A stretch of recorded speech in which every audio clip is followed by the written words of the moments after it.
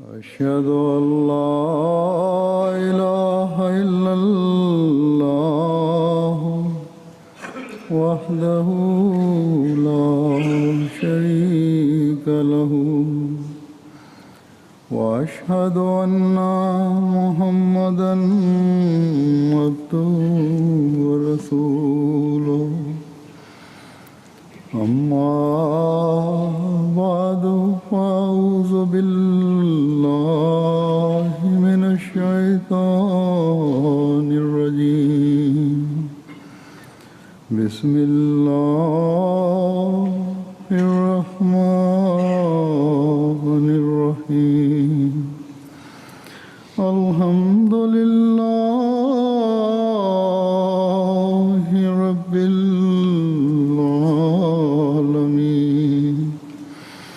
الرحمن الرحيم مالك يوم الدين إياك نعبد وإياك نستعين اهدنا الصراط المستقيم صراط الذين أنعمت عليهم غير المغضوب عليهم ولا الضالين.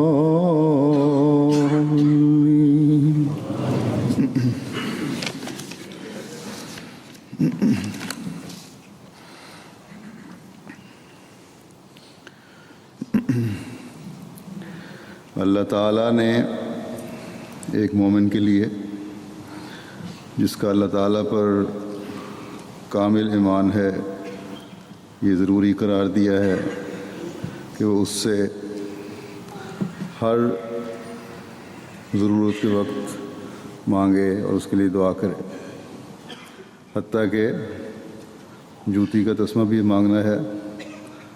تو خدا سے مانگو، تاکہ یہ احساس رہے، اللہ تعالیٰ کی ہستی پر یقین رہے کہ ہر بڑی سے بڑی چیز بھی اور ہر چھوٹی سے چھوٹی چیز بھی اگر کوئی دینے کی طاقت رکھتا ہے تو وہ خدا تعالیٰ کی ذات ہے۔ اس کے فضل کے بغیر ہمیں کچھ نہیں مل سکتا۔ برائیوں سے بچنا ہے تو اس سے دعا مانگو کہ اے اللہ مجھے برائیوں سے بچا۔ نیکیاں بجا لانی ہیں تو اس کے آگے جھکتے ہوئے اس سے توفیق مانگتے ہوئے نیکیاں بجا لانے کی توفیق حاصل کرو، کیونکہ اللہ تعالیٰ کی مدد کے بغیر نہ ہم نیکیاں بجا لا سکتے ہیں نہ برائیوں سے بچ سکتے ہیں، نہ ہم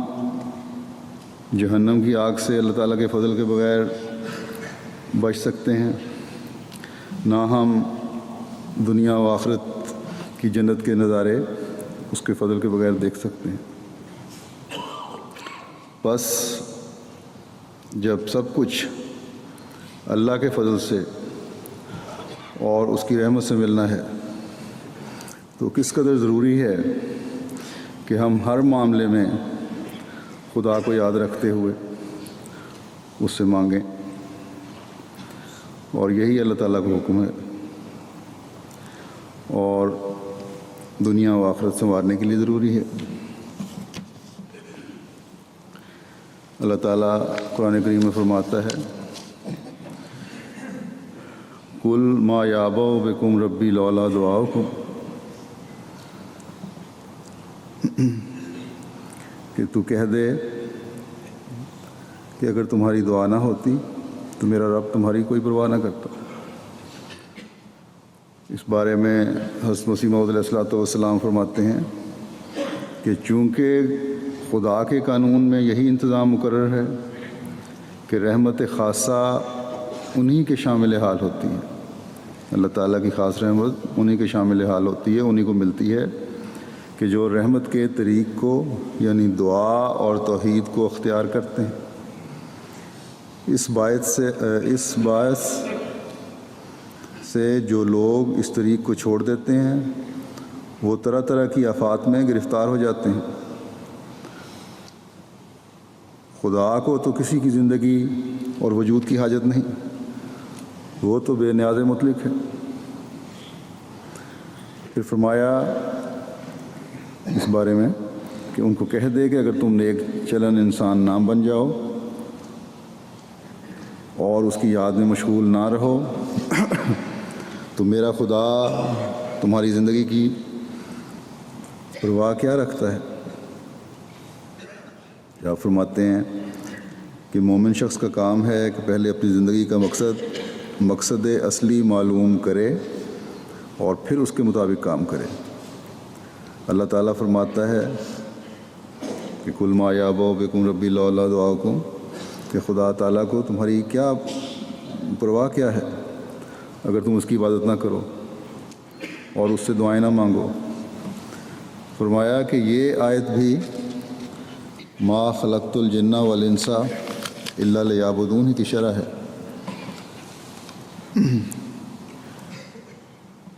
یعنی کل ما یابو بکم ربی لولا دعاکم کی جو آیت ہے اس کی تفسیر بیان کی گئی ہے۔ فرمایا یعنی اس میں اس حکم کی مزید وضاحت آ گئی کہ انسان کی پیدائش کا مقصد عبادت کرنا ہے۔ فرمایا خدا دین سے غافلوں کو ہلاکت میں ڈالنے سے پرواہ نہیں کرتا، بس ثابت ہوا کہ جو دین سے غافل نہ ہو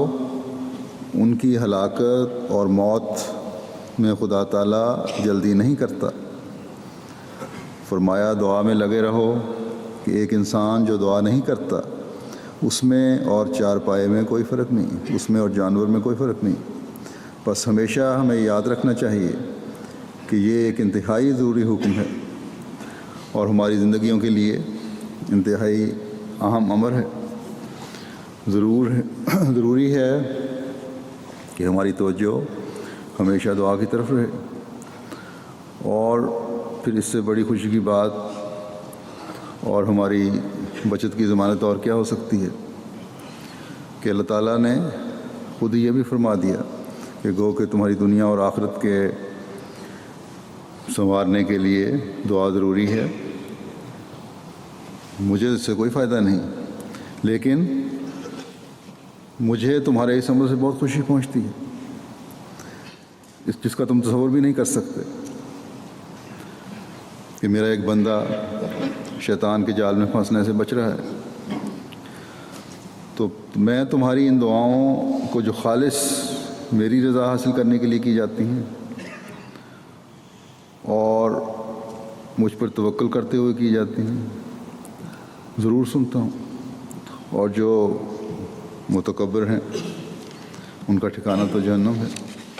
اس فرماتا ہے کہ وقال ربکم ادعونی استجب لکم ان الذین یستکبرون عن عبادتی سیدخلون جہنم داخرین، اور تمہارے رب نے کہا مجھے پکارو میں تمہیں جواب دوں گا، یقیناً وہ لوگ جو میری عبادت کرنے سے اپنے تئیں بالا سمجھتے ہیں ضرور جہنم میں ذلیل ہو کر داخل ہوں گے۔ اس بارے میں مسیح موعود علیہ الصلوۃ والسلام فرماتے ہیں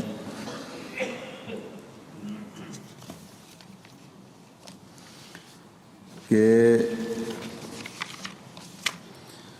استجابت دعا کا مسئلہ در حقیقت دعا کے مسئلے کی ایک فرع ہے،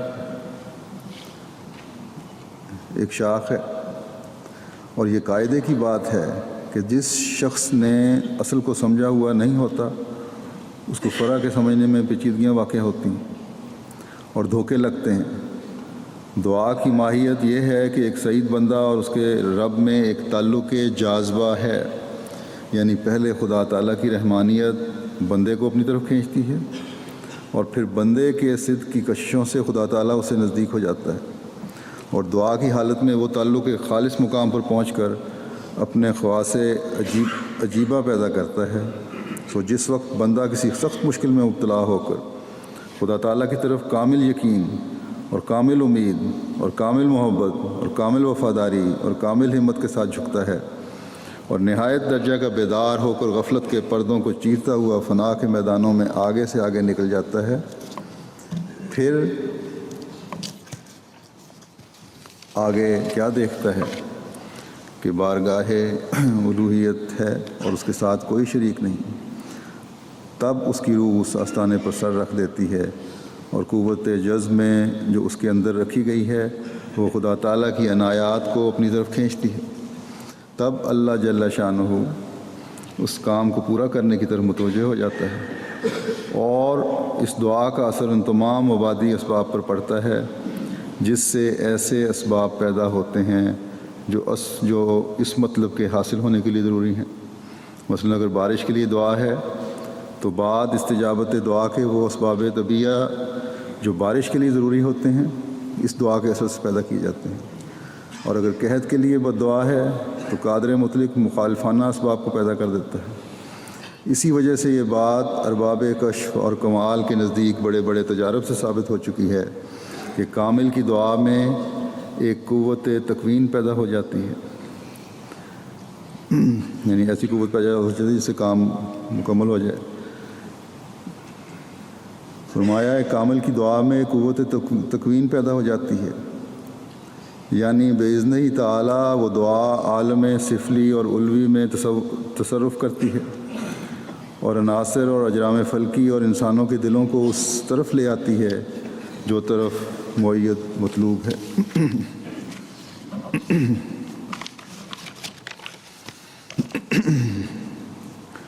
اس میں آپ نے دعا کی قبولیت کا فلسفہ بیان فرمایا ہے کہ اگر دعا کی حقیقت کا پتہ ہے تو قبولیت دعا کا بھی پتہ ہونا چاہیے کہ دعا کا فلسفہ کیا ہے۔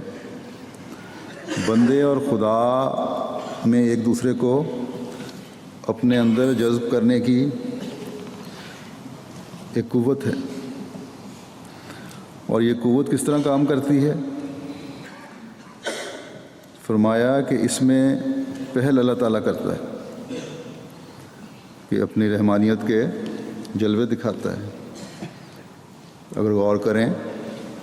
تو انسان کی پیدائش سے پہلے سے ہی یہ رحمانیت کے جلوے شروع ہو جاتے ہیں، اور پھر ہر قدم پر ہر لمحے انسان کی زندگی میں اپنی رحمانیت کے جلوے اللہ تعالیٰ دکھلاتا چلا جاتا ہے، کس طرح بے شمار نعمتوں سے نوازتا ہے۔ یہ بھی رب العالمین کا ایک بڑا وسیع مضمون ہے۔ بہرحال خلاصہ یہ ہے کہ اگر انسان اللہ تعالیٰ کی ان نعمتوں اور فضلوں اور رحمتوں کو یاد رکھے جو اللہ تعالیٰ نے اس پر فرمائے ہیں، اور ایک سعید اور نیک فطرت بندہ اس کو یاد رکھتا بھی ہے، ایک مومن بندہ ان چیزوں کو یاد رکھتا بھی ہے، اور اس کا خدا تعالیٰ سے سچا تعلق ہر وقت اس کے حکموں پر عمل کرنے کے لیے تیار رہنا، ہر وقت اس کے پیار کو سمیٹنے کے لیے اس کے حکموں پر پر نظر رکھنا، ہر وقت اس کی رضا کے حصول کی لگن دل میں رکھنا، یہ ایک سچے مومن کی نشانی ہے۔ تو خالصتاً للہ ہو کر اگر پوری سچائی کے ساتھ صاف دل کے ساتھ ایک مومن اللہ تعالیٰ کا ہو جاتا ہے تو پھر اللہ تعالیٰ اس کے اور زیادہ نزدیک ہو جاتا ہے، اور پھر جب خدا تعالیٰ اپنے بندے کے اس قدر نزدیک ہو جائے کہ وہ اور بندہ ایک دوسرے میں جذب ہو جاتے ہیں، تو پھر جب بندہ دعا کرتا ہے تو ایسی حالت میں کی گئی دعا ایسے ایسے عجیب معجزے دکھاتی ہے کہ جو ایک آدمی کے تصور میں بھی نہیں آ سکتا۔ بس یہ حالت پیدا کرنے کی ضرورت ہے، یہ بیان فرمایا حضرت مسیح علیہ السلام نے۔ عام دنیا میں بھی ہم مشاہدہ کر کے دیکھ لیں کہ جب تکلیف کے وقت خالص ہو کر اللہ تعالیٰ کے حضور کوئی جھکتا ہے تو اس وقت کیونکہ دنیا کی ہر چیز سے بے رغبتی ہوتی ہے، کوئی توجہ دنیا کی طرف نہیں ہوتی، مشکل میں پھنسا ہوتا ہے، مصیبت میں گرفتار ہوتا ہے، تو اللہ تعالیٰ کی طرف ہی جھک رہا ہوتا ہے، صرف اور صرف اللہ کی ذات سامنے ہوتی ہے۔ تکلیفوں نے اپنے اندر اس شخص کے اپنی ایک کیفیت پیدا کی ہوتی ہے، اس لیے اکثر لوگ ایسی حالت میں جو دعائیں کر رہے ہوتے ہیں تو وہ قبولیت دعا کا مشاہدہ بھی کرتے ہیں۔ بس اگر انسان اللہ تعالیٰ کی رحمانیت کو ہر وقت سامنے رکھتے ہوئے اس کے قریب تر ہونے کی کوشش کرتا رہے، ایک کام ہونے کے بعد، ایک تکلیف دور ہونے کے بعد اس کے قریب ہونے کی کوشش کو ترک نہ کر دے، تو پھر مستقل اللہ تعالیٰ استجابت دعا کے نظارے دکھاتا ہے، قبولیت دعا کے نظارے دکھاتا ہے۔ بس اللہ تعالیٰ کی عنایات کو ہر وقت اپنے اوپر برستہ رکھنے کے لیے ضروری ہے کہ اللہ تعالیٰ کے نزدیک تر رہنے کی کوشش کی جائے، اور پھر ایسی صورت میں اللہ تعالیٰ تمام تر دنیاوی اسباب کو، جو بھی دنیا کی چیزیں ہیں، ان کو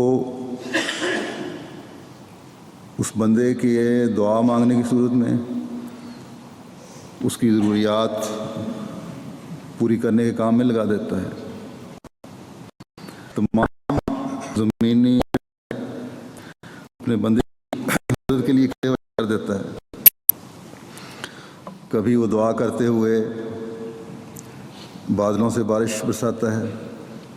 قبول کرتے ہوئے اللہ تعالیٰ بندے کی دعا قبول کرتے ہوئے بادلوں سے بارش برساتا ہے، تو کبھی اپنے بندے کی دشمن کے حق میں بد دعا سنتے ہوئے قحط اور آفات کے سامان پیدا کر دیتا ہے۔ بس یہ حالت جو ایک مومن کے دل میں قبولیت دعا کے لیے پیدا ہونی چاہیے،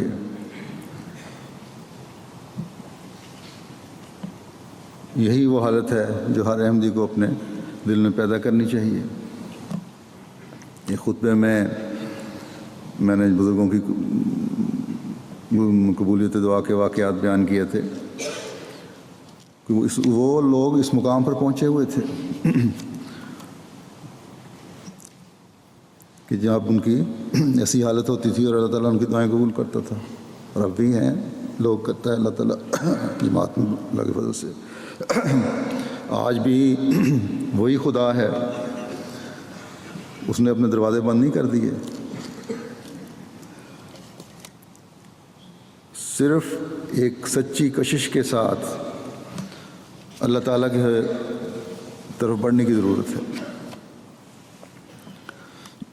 پھر اللہ تعالیٰ کی رحمانیت کا یہ جلوہ بھی دیکھیں کہ جو مادی ضرورتیں پوری کرتا ہے تو وہ کرتا ہے، جس سے سب کافر اور مومن فائدہ اٹھا رہے ہیں۔ ایک مومن کو وہ طریق بھی بتائے کہ تم کس طرح مختلف اوقات میں پکارو تو، اور کس طرح تم میرے قریب آؤ اور میں مزید تمہارے قریب آؤں، جہاں دونوں قریب ترین ہو جائیں۔ فرمایا قُلِ ادعُوا اللَّهَ وَادْعُوا الرَّحْمَٰنَ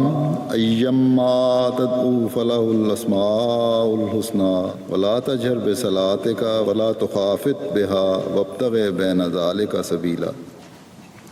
تو کہہ دے کہ خواہ اللہ کو پکارو خواہ رحمان کو، جس نام سے بھی تم پکارو سب اچھے نام اسی کے ہیں۔ اللہ تعالیٰ فرماتا ہے کہ میرے مختلف نام ہیں، مختلف صفات ہیں، تم اپنی ضرورت کے مطابق میرے ناموں کا حوالہ دے کر، میری صفات کا حوالہ دے کر مجھے پکارو، تو میں اپنے ناموں کا اتنا پاس رکھنے والا ہوں کہ جب میرے بندے کی وہ حالت بن جاتی ہے، جو پہلے میں بیان کرایا ہوں کہ کیا حالت ہونی چاہیے جذب کی. تو اگر میری رحمانیت کی ضرورت ہے اگر اس صورت میں، تو رحمانیت بندے کے لیے جوش میں آئے گی. اگر رحیمیت کی ضرورت ہے تو رحیمیت بندے کے لیے جوش میں آئے گی. اگر وہاب نام سے پکارو گے، اس کی ضرورت ہے، تو اللہ تعالیٰ کی عطا کے دروازے کھلتے چلے جائیں گے. غرض کہ اللہ کے جو بے شمار نام ہیں، اور یہ تمام نام اللہ تعالیٰ نے ہماری دعاؤں کو سننے کے لیے ہی ہمیں سکھائے ہیں. یہ سب صفات اللہ تعالیٰ نے اپنے بندوں پر اس لیے ظاہر فرمائیں کہ ان کا فہم و ادراک حاصل کرتے ہوئے ان صفات کے حوالے سے اس کو پکارا جائے. بس مومن کو چاہیے کہ جب ہمارا خدا ہم پر اتنا مہربان ہے، ہمیں اس طرح راستے دکھاتا ہے کہ میرے بندے کی طرح کسی طرح شیطان کے چنگل سے بچیں اور اس طرح آخرت کے عذاب سے بچ جائیں، تو اس کے خالص عبد بنتے ہوئے اس کے حضور دعاؤں میں لگے رہنا چاہیے. آج میں نے چند قرآنی دعائیں چنی ہیں. اب دیکھیں، یہ بھی تو اللہ تعالیٰ کی رحمانیت ہے کہ ہمیں مختلف مواقع کی دعائیں سکھا دیں. پہلے انبیاء کی بھی دعائیں حضرت صلی اللہ علیہ وسلم کے ذریعے سے ہمیں سکھا دیں، تاکہ ہم ان سے فیض اٹھاتے ہوئے جہاں اللہ تعالیٰ کے فضلوں کے وارث بنیں، وہاں اپنی دنیا و آخرت سنوارنے والے بھی بن جائیں. جب اللہ تعالیٰ ہم پر احسان فرماتے ہوئے اپنے انعامات سے نوازتا ہے، تو اس پر متکبر ہونے کے بجائے، فخر کرنے کے بجائے اللہ کے حضور جھکنا چاہیے. کسی کو کوئی اعلیٰ ملازمت مل جائے تو اس کا دماغ عرش پر پہنچ جاتا ہے. کسی کو فائدہ مند کاروبار مل جائے تو اس کے پاؤں زمین پر نہیں ٹکتے. کسی کو اچھے خاندان میں پیدا ہونے پر فخر کھایا جا رہا ہے. کسی کو اپنی دماغی صلاحیتوں پر بڑا فخر ہوتا ہے، تو پھر وہ نہ بندوں کے حقوق ادا کرتا ہے اور نہ خدا تعالیٰ کے. لیکن اللہ تعالیٰ ہمیں اپنے ایک نیک بندے کی مثال دیتے ہوئے ایک دعا سکھاتا ہے کہ ان چیزوں پر فخر کرنے کے بجائے اللہ کے آگے جھکو تو اس کے فضلوں کے وارث بنو گے. فرمایا، رب قد آتیتنی من الملک وعلمتنی من تاویل الاحادیث فاطر السماوات والارض انت ولی فی الدنیا والآخرہ توفنی مسلما والحقنی بالصالحین. اے میرے رب، تو نے مجھے امور سلطنت میں سے حصہ دیا اور باتوں کی اصلیت سمجھنے کا علم بخشا. اے آسمانوں اور زمین کے پیدا کرنے والے، تو دنیا اور آخرت میں میرا دوست ہے. مجھے فرما بردار ہونے کی حالت میں وفات دے اور مجھے صالحین کے زمرے میں شمار کر. بس یعنی یہ جو ساری نعمتیں مجھے عطا کی ہیں، سورہ یوسف کی آیت ہے یہ تیرے اس سلوک کی آئینہ دار ہے کہ میری تیرے طرف صدق اور سچائی سے بڑھنے کو تو نے قبول کیا اور مجھے یہ مقام عطا فرمایا. اور میں امید کرتا ہوں کہ جس طرح اس دنیا میں یہ دوستی کے نظارے دکھائے، آخرت میں بھی تو میرا دوست ہوگا. اس لیے میں دعا کرتا ہوں کہ مجھے کامل فرما برداروں کی حالت میں وفات دینا،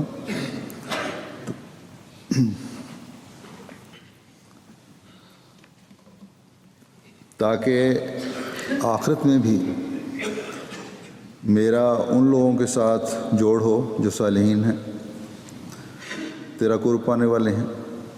جن کے مقام ہر آن ہر وقت ہر لمحہ بلند ہوتے رہتے ہیں جنت میں۔ اللہ تعالیٰ نے یہ دعا صرف ہمیں ایک واقعہ کی صورت میں بیان نہیں فرمائی، بلکہ یہ اس لیے بیان کی ہے کہ اس پر عمل کرنے کے لیے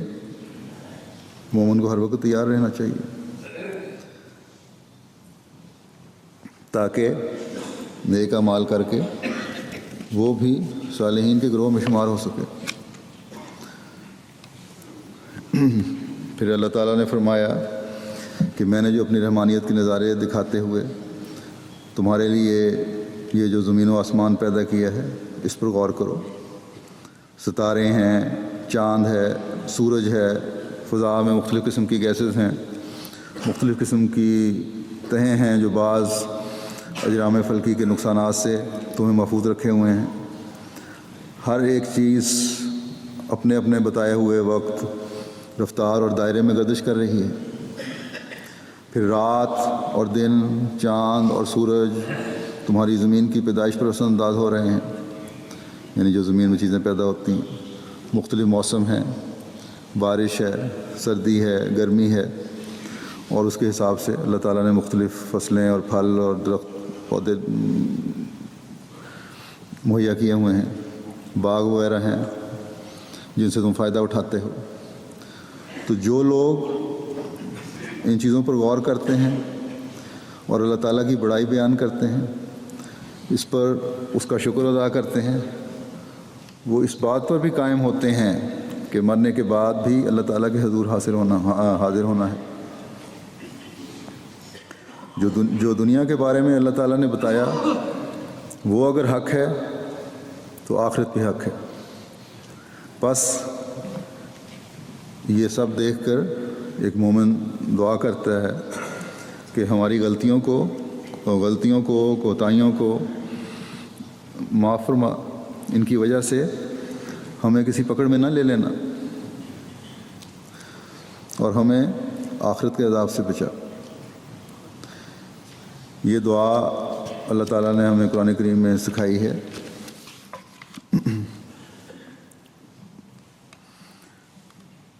فرماتا ہے کہ الذین یذکرون اللہ قیاما وقعودا وعلی جنوبہم ویتفکرون فی خلق السماوات والارض ربنا ما خلقت ھذا باطلا سبحانک فقنا عذاب النار۔ وہ لوگ جو اللہ کو یاد کرتے ہیں کھڑے ہوئے بھی اور بیٹھے ہوئے بھی اور اپنے پہلوؤں کے بل بھی،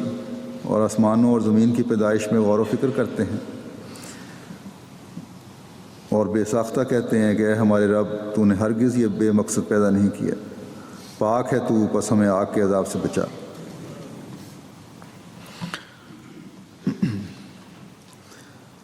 ربنا ما خلقت ھذا باطلا سبحانک فقنا عذاب النار۔ اس کے بارے میں حضرت مسیح موعود علیہ الصلوۃ والسلام فرماتے ہیں کہ یا الہی، تو اس سے پاک ہے کہ تیرے وجود سے انکار کر کے نالائق صفتوں سے تجھے موصوف کریں، ایسی باتیں تیری طرف منسوب کریں جن کو مکمل اور کامل نہیں ہے، جو تیرے مقام سے بہت گری ہوئی چیزیں ہیں، جن میں کمزوریاں ہیں، خامیاں ہیں، سقم ہیں۔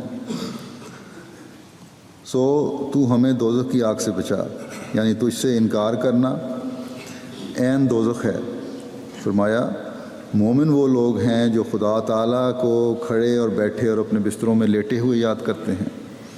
اور جو کچھ زمین و آسمان میں عجائب صفتیں موجود ہیں ان میں فکر اور غور کرتے رہتے ہیں، اور جب لطائف صنعت الہی ان پر کھلتے ہیں، یعنی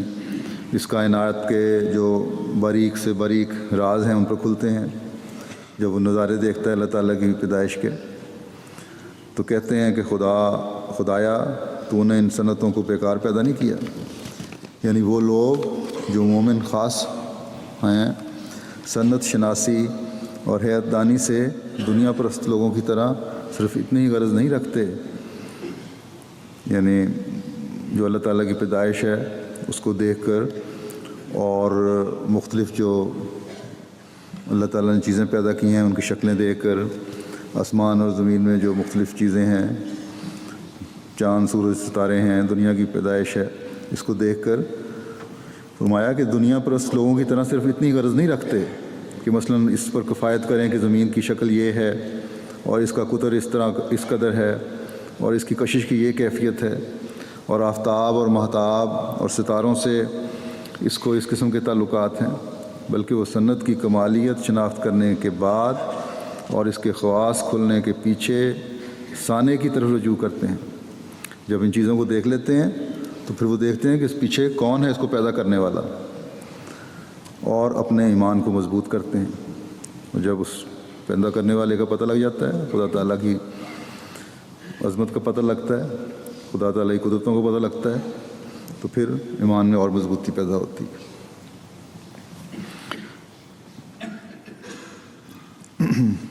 تو جب یہ پتہ لگ جاتا ہے کہ ان سب چیزوں کو پیدا کرنے والا ایک خدا ہے، تو اس کی ہستی اور طاقتوں کا اور یقین بڑھتا ہے۔ پھر اس بات پر بھی یقین بڑھتا ہے کہ ان سب کو پیدا کرنے والا وہ زندہ خدا ہے جس نے اپنی عبادت کرنے کے لیے بھی کہا ہے، دعائیں مانگنے کی طرف بھی توجہ دلائی ہے، اور عمل کے حساب سے اچھے اور برے اعمال سے بھی آگاہ کیا ہے۔ تو پھر وہ پکارتا ہے کہ اے اللہ، مجھے نیک عملوں کی بھی توفیق عطا فرما تاکہ میں آگ کے عذاب سے بچوں اور تیرے پیار کی نظر مجھ پر پڑتی رہے ہمیشہ۔ پھر اللہ تعالیٰ نے یہ دعا سکھائی کہ رب حب لی حکمن والحقنی بالصالحین، اے میرے رب مجھے حکمت عطا کر اور مجھے نیک لوگوں میں شامل کر۔ بس یہ دعا بھی بڑی عام ہے کہ اللہ تعالیٰ فراست بھی دے، حکمت بھی دے، جو کام سپرد ہوں ان کو آسن رنگ میں انجام دینے کی توفیق بھی عطا فرمائے، جو جماعتی ذمہ داریاں سپرد ہوئی ہیں جہاں فیصلے کرنے کی ضرورت ہے صحیح فیصلے کرنے کی توفیق بھی دے، ترقیات سے بھی نواز۔ ایک بندہ جب یہ کہتا ہے کہ ترقیات سے بھی نواز، تو اس لیے یہ ساری چیزیں مانگتا ہے تاکہ میں اے خدا تیری رضا کی خاطر کام کرتا ہوا آگے بڑھتا چلا جاؤں۔ پھر یہ بھی دعا ہے کہ مجھے اپنے احکامات کا فہم و ادراک عطا فرما، اور ان خصوصیات کو حاصل ہونے کی وجہ سے میں تیرے صالح بندوں میں شمار ہوں، اور یہ نیکی کا معیار جو ہے یہ بھی بڑھتا چلا جائے۔ پھر فرمایا وجعل لی لسان صدق فی الآخرین، اور میرے لیے آخرین میں سچ کہنے والی زبان مقدر کر دے۔ اس کا مطلب یہ ہے کہ بعد میں آنے والے لوگ بھی اس بات کی گواہی دیں کہ میں نے ہمیشہ حق و صداقت کا ساتھ دیا ہے، حکمت اور عقل سے فیصلے کیے ہیں، اللہ تعالیٰ کے احکامات پر عمل کیا ہے، اللہ تعالیٰ کی رضا کا حصول ہمیشہ پیش نظر رہا ہے، اور اے اللہ میں ان نیک کاموں سے یاد کیا جاؤں پچھلوں میں بھی۔ پھر سب سے اہم یہ دعا سکھائی کہ مجھے وجعلنی من وراثت جنت النعیم، وجعلنی من وراثت جنات النعیم، اور مجھے نعمتوں والی جنت کے وارثوں میں سے بنا، ایسی جنت کا وارث بنا جہاں میں تیری تمام نعمتوں کو حاصل کرتا چلا جاؤں، جنت میں میرے درجے بڑھتے چلے جائیں۔ یہ ذکر خیر اور لوگوں کی دعائیں اور اولاد کی نیکیاں اور دعائیں ایک مرنے والے کے آخرت میں بھی درجے بڑھاتے چلے جاتے ہیں۔ بس یہ اس جہان کی نیکیاں اور حکمت کی باتیں اور اللہ تعالیٰ کے فضل سے نیک لوگوں میں شمار جو ہے یہ جنت میں بہتر مقام دلوانے والا بن جاتا ہے۔ اور جب انسان کو جنت میں اعلیٰ درجوں کی دعا کی طرف توجہ پیدا ہوتی ہے تو لازماً وہ یہاں بھی وہ عمل کرنے کی کوشش کرتا ہے جن کا اللہ تعالیٰ نے حکم دیا ہے۔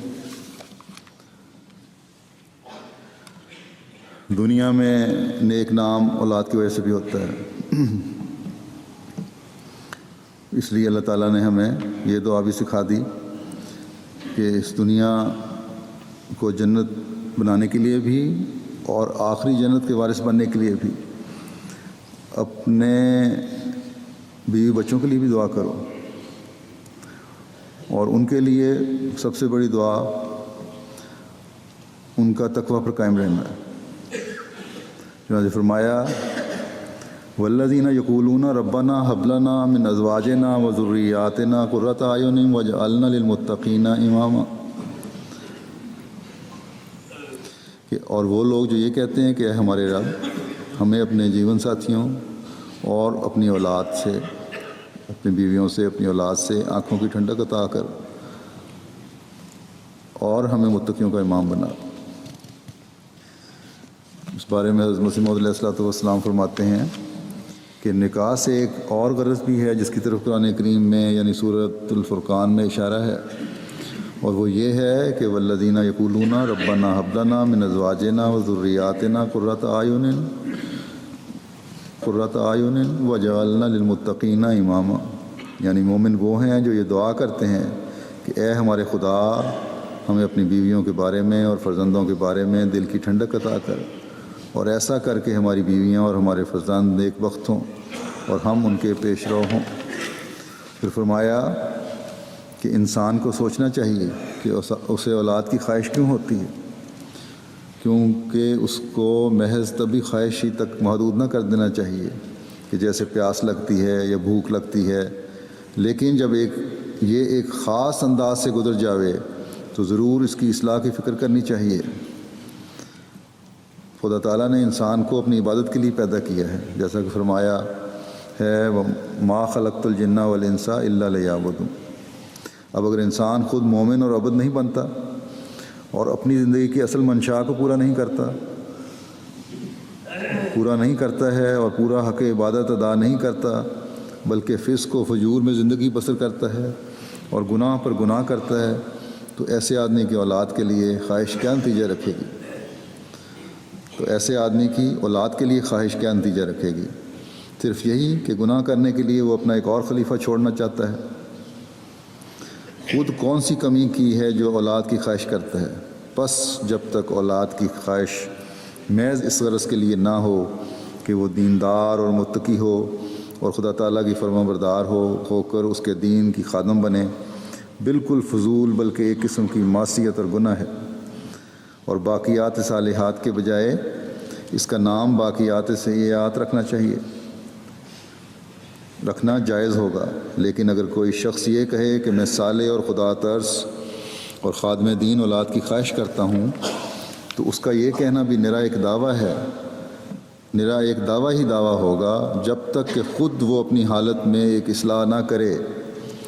اگر خود فسق و فجور کی زندگی بسر کرتا ہے اور منہ سے کہتا ہے کہ میں صالح اور متقی اولاد کی خواہش کرتا ہوں، تو وہ اپنے اس دعویٰ میں کذاب ہے، جھوٹا ہے۔ صالح اور متقی اولاد کی خواہش سے پہلے ضروری ہے کہ وہ خود اپنی اصلاح کرے اور اپنی زندگی کو متقیانہ زندگی بناوے، تب اس کی ایسی خواہش ایک نتیجہ خیز خواہش ہوگی، اور ایسی اولاد حقیقت میں اس قابل ہوگی کہ اس کو باقیات صالحات کا مصداق کہیں۔ لیکن اگر یہ خواہش صرف اس لیے ہو کہ ہمارا نام باقی رہے اور وہ ہمارے املاک و اسباب کی وارث ہو، یا وہ بڑا نامور اور مشہور آدمی ہو، اس قسم کی خواہش میرے نزدیک شرک ہے۔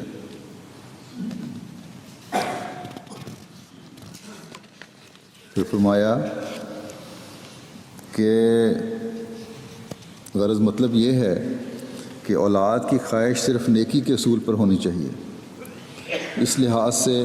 اور خیال سے نہ ہو کہ وہ ایک گناہ کا خلیفہ باقی رہے۔ خدا تعالیٰ بہتر جانتا ہے، فرماتے ہیں اپنے بارے میں کہ خدا تعالیٰ بہتر جانتا ہے کہ مجھے کبھی اولاد کی خواہش نہیں ہوئی تھی، حالانکہ خدا تعالیٰ نے 15 یا 16 سال برس کی عمر کے درمیان ہی اولاد دے دی تھی۔ یہ سلطان احمد اور فضل احمد اسی عمر میں پیدا ہو گئے تھے، اور نہ کبھی مجھے خواہش ہوئی کہ وہ بڑے بڑے دنیا دار بنیں اور اعلیٰ عہدوں پر پہنچ کر مامور ہوں۔ فرمایا پھر ایک اور بات ہے کہ اولاد کی خواہش تو لوگ بڑی کرتے ہیں اور اولاد ہوتی بھی ہے، مگر یہ کبھی نہیں دیکھا گیا کہ اولاد کی تربیت اور ان کی عمدہ اور نیک چلن بنانے اور خدا تعالیٰ کے فرما بردار بنانے کی صحیح اور فکر کریں، نہ کبھی ان کے لیے دعا کرتے ہیں اور نہ مراتب تربیت کو مد نظر رکھتے ہیں۔ میری اپنی تو یہ حالت ہے کہ میری کوئی نماز ایسی نہیں ہے جس میں اپنے دوستوں اور اولاد اور بیوی کے لیے دعا نہیں کرتا۔ بہت سے والدین ایسے ہیں جو اپنی اولاد کو بری عادتیں سکھا دیتے ہیں، ابتدا میں جب وہ بدی کرنا سیکھنے لگتے ہیں تو ان کو تنبیہ نہیں کرتے، نتیجہ یہ ہوتا ہے کہ وہ دن بدن دلیر اور بے باک ہوتے جاتے ہیں۔ فرمایا لوگ اولاد کی خواہش تو کرتے ہیں مگر نہ اس لیے کہ وہ خادم دین ہوں، بلکہ اس لیے کہ دنیا میں ان کا کوئی وارث ہو، اور جب اولاد ہوتی ہے تو اس کی تربیت کا فکر نہیں کیا جاتا، نہ اس کے عقائد کی اصلاح کی جاتی ہے، نہ اخلاقی حالت کو درست کیا جاتا ہے۔ یہ یاد رکھو کہ اس کا ایمان درست نہیں ہو سکتا جو اقرب تعلقات کو نہیں سمجھتا، یعنی قریبی تعلقات جو ہیں، رشتے جو ہیں، ان کو نہیں سمجھتا۔ جب وہ اس سے قاصر ہے تو اور نیکیوں کی امید اس سے کیا ہو سکتی ہے؟ اللہ تعالیٰ نے اولاد کی خواہش کو اس طرح پر قرآن میں بیان فرمایا ہے، ربنا هب لنا من ازواجنا وذریاتنا قرۃ اعین وجعلنا للمتقین اماما، یعنی خدا تعالیٰ ہم کو ہماری بیویوں اور بچوں سے آنکھ کی ٹھنڈک عطا فرمائے، اور یہ تب ہی میسر آ سکتی ہے کہ وہ فسق و فجور کی زندگی بسر نہ کرتے ہوں بلکہ عباد الرحمن کی زندگی بسر کرنے والے ہوں اور خدا کو ہر شے پر مقدم کرنے والے ہوں۔ اور آگے کھول کر کہہ دیا کہ وجعلنا للمتقین اماما، اولاد اگر نیک اور متقی ہو تو یہ ان کا امام ہی ہوگا، اس سے گویا متقی ہونے کی بھی دعا ہے۔ بس یہ ہیں وہ معیار جو حضرت مسیح موعود علیہ الصلوۃ والسلام ہر احمدی سے اس کی اولاد کے بارے میں دیکھنا چاہتے ہیں، ہر احمدی میں دیکھنا چاہتے ہیں، اور اس کے لیے آپ نے اس قرآنی حکم کے مطابق اولاد کو ڈھالنے کے لیے تربیت اور دعا پر بہت زور دیا ہے، اور اس کے لیے جیسا کہ آپ نے فرمایا ہے ہر کوئی پہلے اپنی حالت بدلے، ورنہ یہ دعا جو ہے یہ دھوکہ ہے اپنے نفس کو کا بھی، اور جھوٹ ہے، اپنے نفس کو بھی دھوکہ دے رہے ہیں اور اللہ تعالیٰ کو بھی دھوکہ دینے کی کوشش کر رہے ہیں۔ فرمایا کہ متقی اولاد کے لیے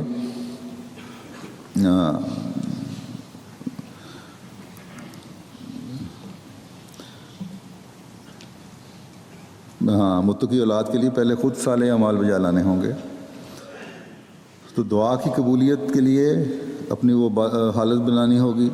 جس کا میں پہلے ذکر کیا ہے پہلے شروع میں۔ جب یہ حالت بن جائے گی تو پھر انشاءاللہ جس طرح اللہ تعالیٰ نے وعدہ فرمایا ہے کہ دعائیں قبول بھی ہوں گی، بس ہر احمدی عمومی طور پر کہ ہر احمدی بچہ اس کے پاس جماعت کی امانت ہے، اور ہر وہ احمدی جس نے اپنے بچے وقف نو میں دیے ہوئے ہیں کہ وہ دین کے خادم بنیں، وہ اس گروہ میں شامل ہوں جو دنیا کو اللہ تعالیٰ کی طرف بلانے والا گروہ ہے۔ وہ ایسے بچوں کے باپ ہیں جنہوں نے اسماعیل کی طرح اپنے آپ کو قربانی کی طرح کے لیے پیش کیا ہے ایک عمر کو پہنچنے کے بعد۔ تو ایسی صورت میں ان باپوں کو بھی تو وہ نمونہ دکھانا ہوگا جو حضرت ابراہیم علیہ السلام کا نمونہ ہے۔ بس دعاؤں کی قبولیت کے جو لوازمات ہیں ان کو پورا کرنے والے بنیں گے تو دعائیں قبول بھی ہوں گی انشاءاللہ تعالیٰ اللہ کے وعدے کے مطابق۔ اللہ تعالیٰ ہر ایک کو دعا کی قبولیت کے فلسفے کو سمجھتے ہوئے اپنی دعاؤں کے معیار بلند کرنے کی توفیق عطا فرمائے۔ یہ انشاءاللہ اور بھی قرآنی دعائیں ہیں، باقی انشاءاللہ آئندہ بیان کروں گا۔ اس وقت آج بھی جمعہ کے بعد نماز جمعہ کے بعد چند جنازے غائب پڑھاؤں گا۔ ایک تو ہمارے مبلغ سلسلہ سیرا لیون کے رہنے والے سیرا لیونی مبلغ ہیں، جامعہ پاکستان میں پڑھے تھے، ہارون جالو صاحب، یہ بیمار ہوئے تھے، شاید کینسر ہوا تھا ان کو، وفات پا گئے۔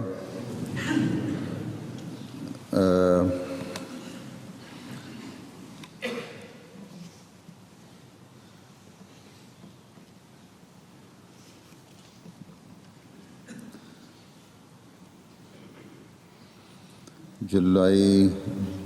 فوت ہوئی، چھوٹی عمر تھی ان کی۔ ان کے 3 بچے اور بیوہ ہیں، میرا خیال 51 سال ان کی عمر تھی۔ تو سیریلیون میں ان کی تدفین ہوئی ہے۔ ان کا پہلا ایک جو جنازہ غائب ہوگا۔ دوسرے قادیان کے عبدالسلام صاحب درویش ہیں، انہوں نے یہ بھی 18 ستمبر کو وفات پا گئے۔ مینیجر پریس کے طور پر خدمت بجا لاتے رہے اور بڑے دلیر اور بہادر اور محنتی وفا سے کام کرنے والے انسان تھے۔ اللہ تعالیٰ ان کی بھی درجات بلند فرمائے۔ 3 بیٹیاں اور 2 بیٹے یادگار ہیں۔ پھر ایک ہیں ہمارے سندھ کے رہنے والے چودھری محمد علی صاحب بھٹی صاحب، یہ حضرت مسلم موعود رضی اللہ تعالیٰ عنہ کی بھی انہوں نے اپنے زمینوں پہ بھجوایا تھا، خدمت کی۔ پھر حضرت خلیفۃ مسیح ثالث کی، حضرت خلیفۃ مسیح رابع کی، بڑے لمبا عرصہ کی خدمت کرتے رہے۔ اور ان کا ایک جوان لڑکا جامعہ کے طالب علم تھے، 71 کی جنگ میں مبارک احمد بھٹی، وہ شہید بھی ہوئے، بڑے صبر سے وقت بھی انہوں نے گزارا۔ اور ان کے ایک دماد ہمارے ڈاکٹر ہیں گھانا میں، وقف زندگی ہیں۔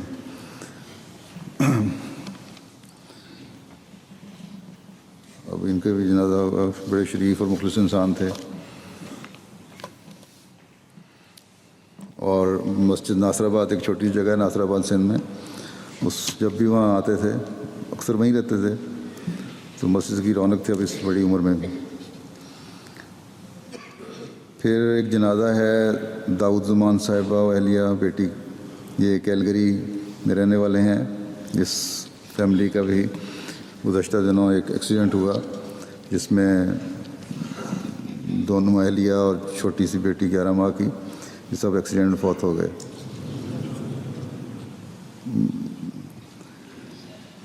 انہوں نے بھی حضرت مسلم موعود کے ہاتھ پر، ان کے داؤد زمان صاحب کے نانا نے بیعت کی تھی، اور جو ان کے سسر ہیں لڑکی کے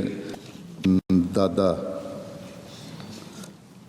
انہوں نے بھی حضرت مسلم موعود کے زمانے میں بیعت کی تھی اور بڑی مخالفت میں بڑے ثابت قدم رہے۔ یہ جو شازیہ اسلم ہیں جو فوت ہوئی ہیں، یہ ہمارے اشرف ناصر صاحب مرحوم جو مربی سلسلہ تھے، ان کی بھتیجی تھیں۔ ان سب کے جنازے ہوں گے ابھی نماز جمعہ کے بعد۔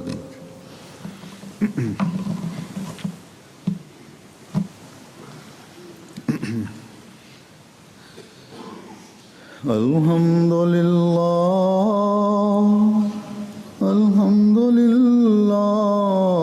نحمده ونستعینه ونستغفره ونؤمن به ونتوکل علیہ ونعوذ باللہ من شرور انفسنا ومن سیئات اعمالنا، من يهده الله فلا مضل له ومن يضلل فلا هادي له، ونشهد أن لا إله إلا الله ونشهد أن محمدا عبده ورسوله۔ عباد الله رحمكم الله، إن الله يأمر بالعدل والإحسان وإيتاء ذي القربى وينهى عن الفحشاء والمنكر والبغي يعظكم لعلكم تذكرون اذكروا الله يذكركم وادعوه يستجب لكم ولذكر الله أكبر.